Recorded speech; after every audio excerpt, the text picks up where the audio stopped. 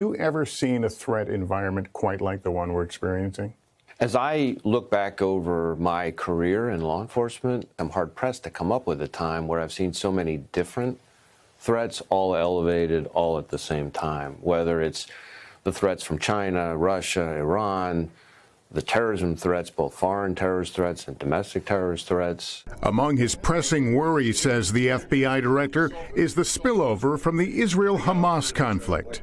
So we thought that even before October 7th, if you and I were having this conversation then, we would have said that the terrorism threat was already elevated. But post-October 7th, it's gone to a whole nother level. Congress is on the verge of passing legislation that would essentially ban TikTok if it's not sold. You've talked about this. Many in the government have talked about the threat of TikTok. Can you be specific about what your fear is?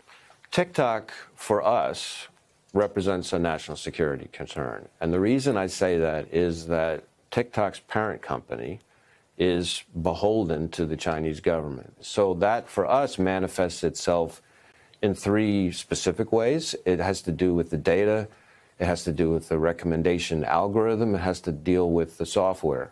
What do you say to the millions of Americans who have likely heard what you and others had to say, but they've rejected it? They don't care. They like TikTok. They like making money on TikTok. What would your message be to them? My message is you need to take into account who the Chinese government is, who the Chinese Communist Party is. Even if for some reason you don't care about that, which I would argue you should, what about all of your friends, family members, classmates, coworkers, neighbors, etc., who are also participating and are connected to you through all those same things? Maybe they would care about the ability of the Chinese government and the Chinese intelligence services to access all that.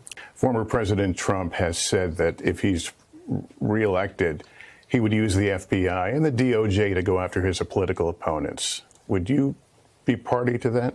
I'm going to make sure that as long as I'm FBI director, we do the right thing in the right way.